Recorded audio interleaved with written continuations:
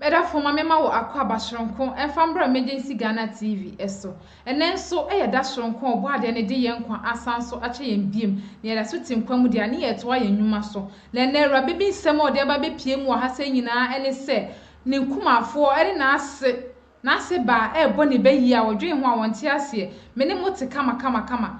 onkam entimu enya mo hwe na mo fiti prekope ebo ne bayi di odwe ho a wonte ase enu nti wotu anamon aba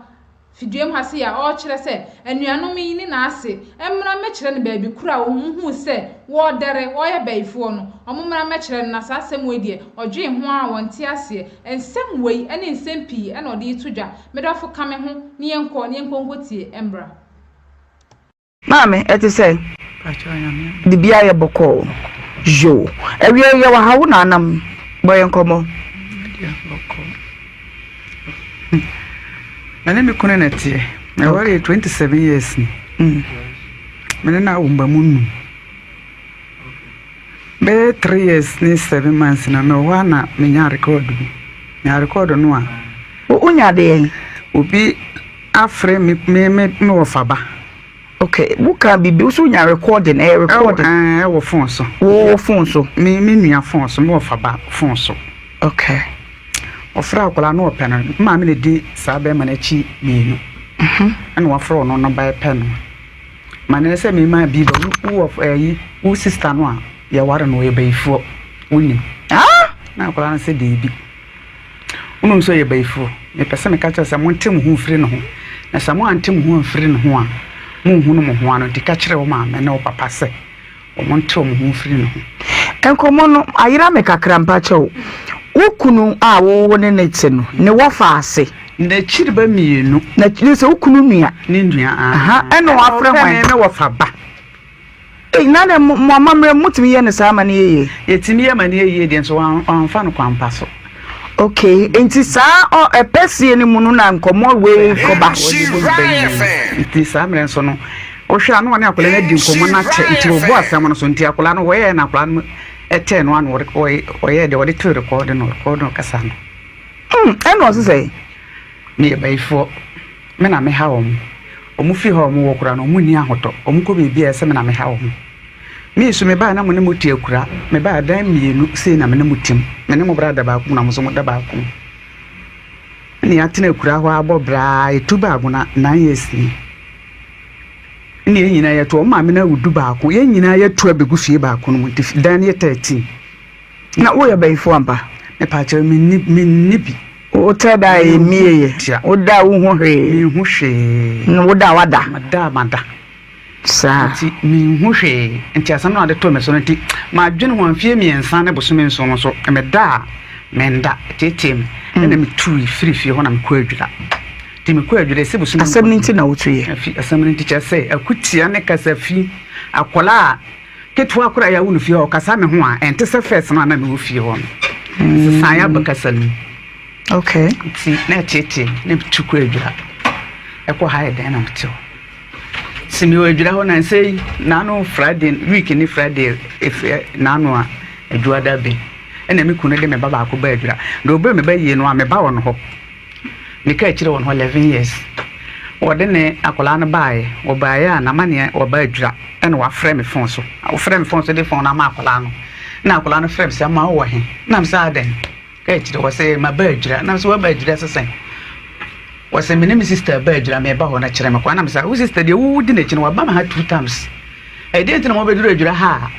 won fa wo mba fie akola wanya 15 years na wo wa kire be ba fie na wo ntimi hunu kwa de e ho na me de me kate ko no aha me bisa ne say na wo nya papa number wo hefa wase me ba na papa de na phone na ma me na phone ye mi no no de ba kwa ma me e na me de ba ko na ba na me kate ko no ti me kate ko no na esam efrem ti efrem na peke no se no na me jesu no so wo he ye ba wo am se ampa cha wo mo ya ka si mana no sa an na am si yo wo ba me ho de a me wa sha kuku nti okada bi gina na wo se okada bi gina na ncha na se fa ma okada ura na me na okada ura na kasa na me se fa ne ba sha kuku wo sini dwanshin we so nti wo be duru na me se me gina dwanshin ho. Okay. Na me ne ku fi ti ekotena afie na akola ne nan pompo bi abo bi abo akola ne nan ha oni me di nko no obi akola na kire me se me hwe de aya akola na me se dia wo se mpompo na me se acha na wo se busumi nsia ni na me se na me ba wo nua wo na bibia ti ma ye busumi nsia ni wo mbo mama ne mate na akola nso wo nko na wo se de bi wo de na ba be gi aduru e wo adura ha nti wo de ne ko ammo ko ye aduru o wanya mfie sey wo ba na wanya mfie sey yes na aden waja wo mane ho no akotena adura sa na me ka se fie ho no sa na me sitie no na ma asatete ne dos hu fie ho e bit se sey nsem ben sa na no mo ka kire wa wo nze ya tete wo me wo fie ho no buchi a me na me so buchi ni nyina kasa na ba ye no wo be che buchi no mbe mu ane be yi o tete buchi a no e bi de kwa ho no e bi na mo yusu e me fa ne se ya buo ne yesisi ne yese buchi ni nyina e buchi a okay tie no ana me ye aduane ye nyina ye di dansa ba akon enti kasa na be ba ye no ena mbe mu ane ba ye no mbe yi o ho no mo fa motokin no mkokuru no mkoto dansa ma me to mo to anwa e to report nti o mbedu ye no mo che o ma buchi a mo na che so mo yi o ma no buchi ne free mo buchi nti ewura de na bisa me kunu se nti de wunua mo yi ase kire se me nti ase wo se wo hawo ne se wo na wo bo mo akohoma se nyam na me bo mo akohoma mo ajo ma me na mo bo mo akohoma ate me de nyina ma che ase metimi baby enso no wutimi te ho akola kitu e be ade bi no be kura na se wo be kasa be firi nanu mo be ka kire wo no na che se eti akoma ti me hwe ya na tete akoma na kasa no efi ho asetena bibi kura wo yare kura de dem obi ntwere ko emisa wo se o mo te sen eno aso obi ha so de ko ni baby so nya sa na asetena no enhya se na tie ema e te sa nka me ntena wo mba mu no no okay enti de enti na wo ba enti mpa cho se me ba ye na mi do abo me no eno ana me so wo mbra se me baifu ani ehu menya baifu ani ehu ana na me hwehwe me mpehwe ono na wo masen mpa cho me na ma wo nsia na me dika wo ba ko ofie na me ba ware no so me na wo num ebra asem we say ba ye a wonya recording no hwan na wo bo na mane se nipa semasi nkoma wadi ni na nkomo no akire no suban hu do bi ekoso ofia na kire se asem wo kan fie hafo agi atum wo bo panyine bi amane mpa cho hono me ma mbo bi amane iti hwan na ye o dance for say asem no si okay wo free hono amane a wo de boy a wo de fie ko adwura ne ya asem ben samane a me de boy ni sa de ahunua no mo ye de me ma ni nje ho mekọ was a waka but untimi nka ensi so sa de wei obi kwa be hwe mani so anaso obi be bo me mini me de ana me boa obi mbo me na de omo ye me kunu timi bisa ma asam se okope oba obi sa me se oba na okope no no wo so okosra okoye oba na ma me se enjoy me enum pem meba adaka se memo na pam to say ya me adumo da nyankopon asepa wadare ma wonim Habiba Isa okay dia na esie ma ose nkomo bi a wunia wachiriba ebi eni ono so ne wofa ba bi adie ma bayibo bi abam ma tete mo tete ne wo fie wa mo atu ade kwa adwira enom ne ade enkyeremu bi wo ho ana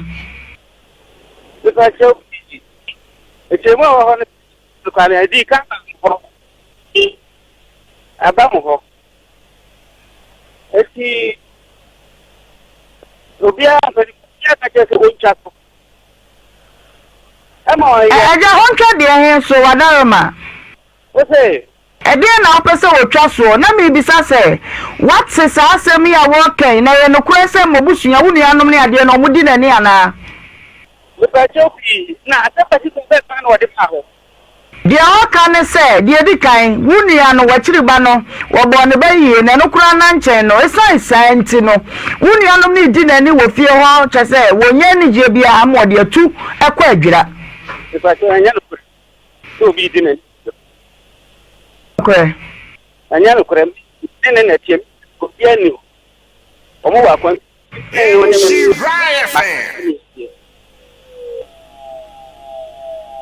asayo wase asema wo kan nyina anye no kure eti kire no de wo kan no no kure a ma fa wa ma ha ma wa be yi asam no ni sofa anko frɛ me tena ada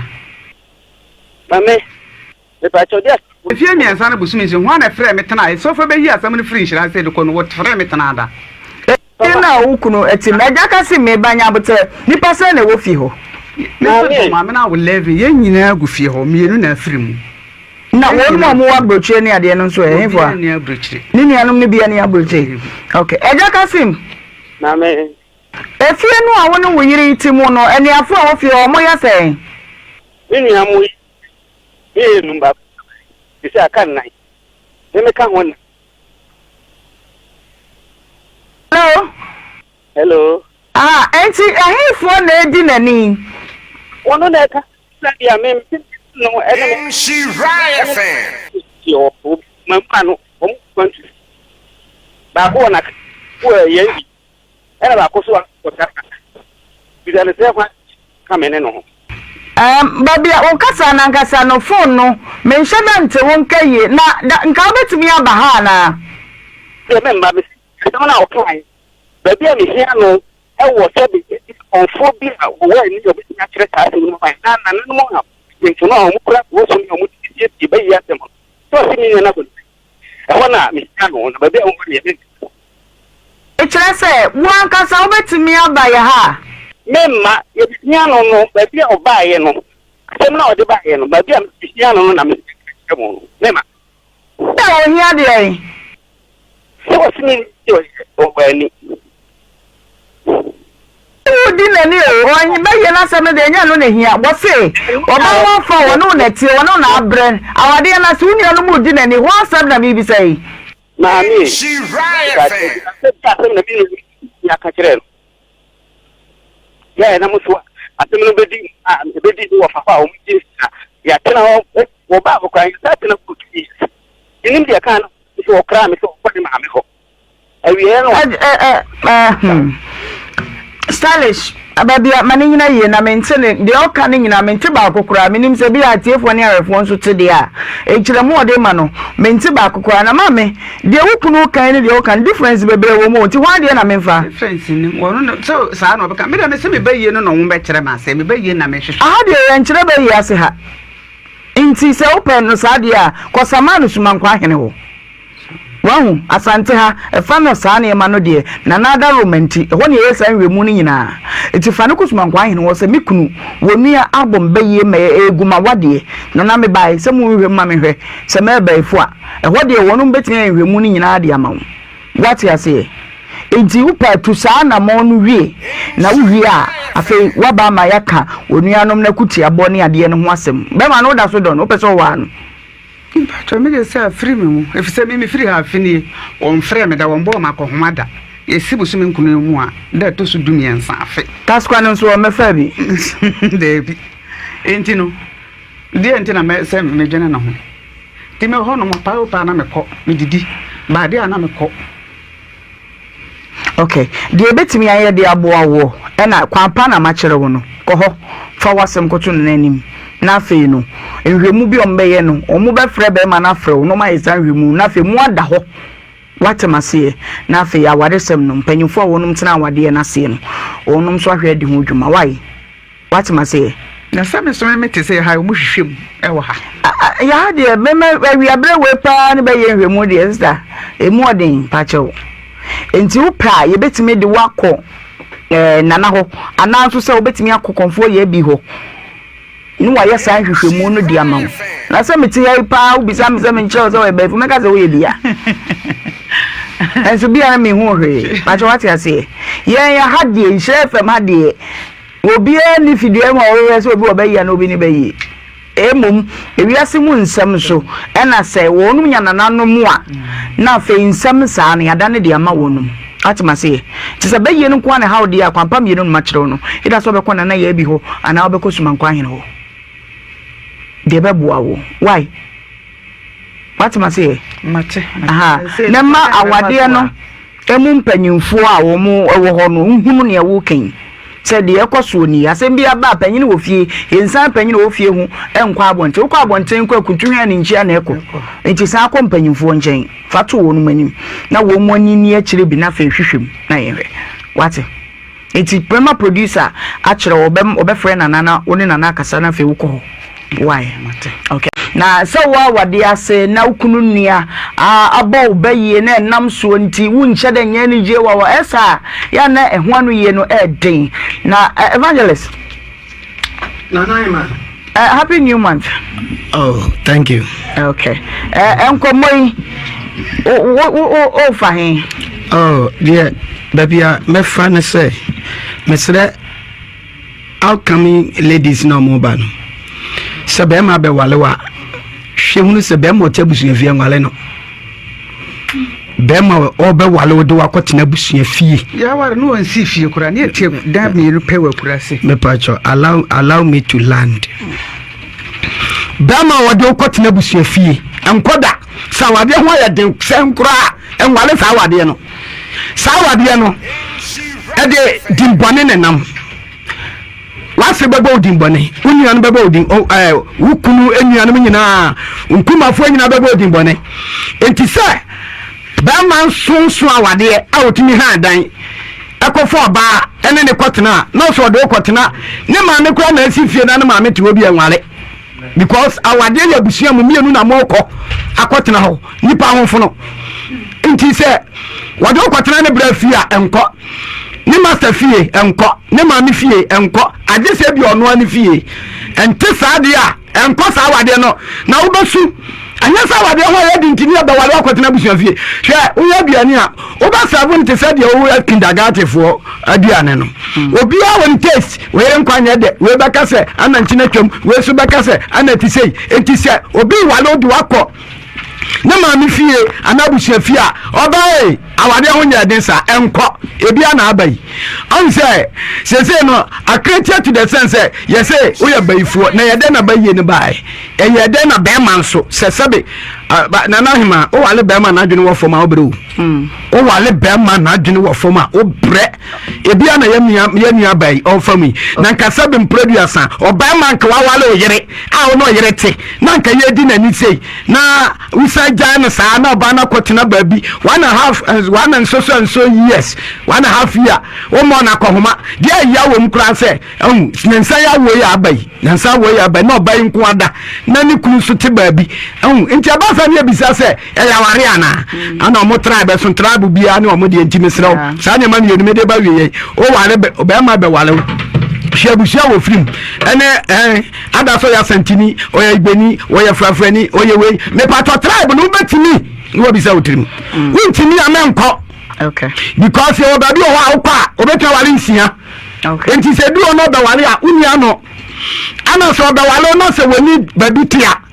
me pacho o handa na mpansim kwaye. Okay. Ba wade o ko busia fie dia sune eti se de o bru nia. Okay. Enko Yo big mama kakakare na baby a wodane asem no begina ne bayi bono ho no no se eha no ya hanso ya nya huhumu hwehwemu enti a kire no kwampa a won faso said o kan de sa no so kan so had ye hwehwe bayi yeah na de me kan say aware bia wo ware a unya wo privacy se sinye wu kura na keten kwampo ne sema won sha se fa mo bra na no wo mu a ebusua de ne aware de ya na fo sabot ware na ebusua wo mu bebra emwa ebi kwara be ma na oni bi wo na wo boa enso so no omu hunu enti munya samo mo privacy na mo ware. Okay ti wu condemn me awade e ware kwotena ebusua fie eno de anya kura no matter what anya kura emwa. Okay emwa brabo enti sa wakot hard dimpo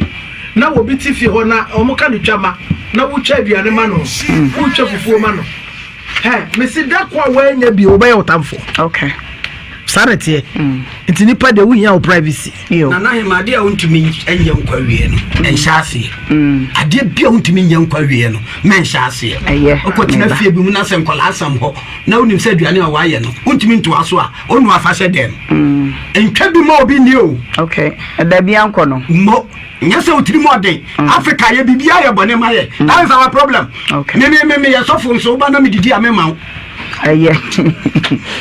Merafo yakoshe video no aba na sa story we entweye kra ni nyina e wo bema ne side wakoye bema na ojire ene wo nua ne wo maame ntawantawa beda wo ntem wo bema den na wo sa wo ye won se okotai ba ko achi oba no na akofa ne bai na we mu nso eye wabusua eye wo mogya nti won se okotai ba ko achi na ugya ba ko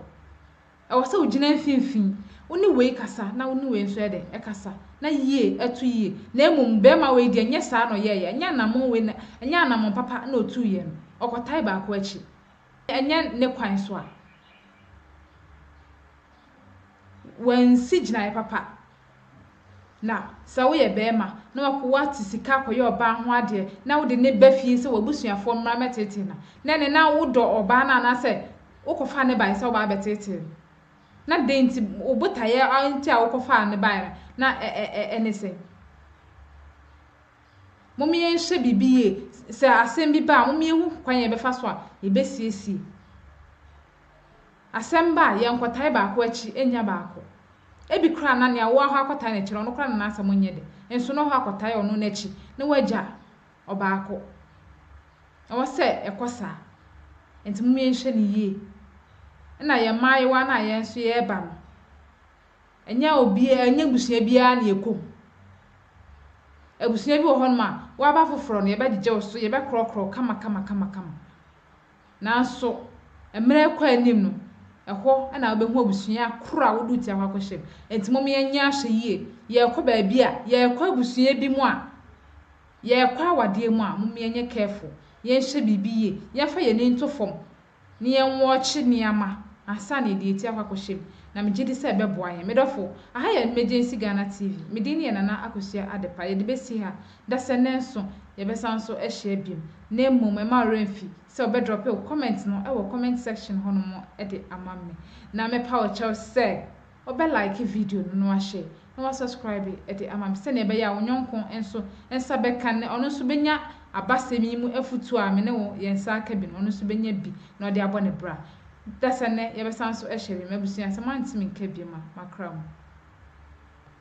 Have you ever tried to buy something online only to get scammed, or have the seller waste your time? Or maybe you're a seller who spends hours preparing an order only for the buyer to cancel last minute? We get it. That's why we created Copland, a simple, secured marketplace designed to protect both buyers and sellers. Copland is here to end their frustrations with a reliable solution. Our team noticed that a lot of people are either being scammed or losing valuable time and resources due to unregulated marketplace practices. So we built Copland to tackle this problem. So Copland uses a secure payment method known as escrow, which keeps payment safe until both the buyers and the sellers are satisfied with the transaction. Here is how it works. When a buyer orders an item, the payment is held securely, meaning the seller doesn't get paid until the item is successfully delivered. The seller is notified and can accept or decline the order. If accepted, they reach out to arrange the delivery. Once the item is delivered, the seller marks it as delivered. So from there, the buyer has 48 hours to confirm they are happy with the product or to request a revision if there is any issue. When the buyer is satisfied, they accept the order and the funds are therefore released to the seller. If no action is taken within 48 hours, the order is automatically marked complete and the seller will be paid. Copland is here to build trust in online buying and selling. With our escrow system, both buyers and sellers can feel secure, knowing their time and money are protected. So why not try Copland for your next online transaction? Visit us at www.copland.coplandtechnologies.com.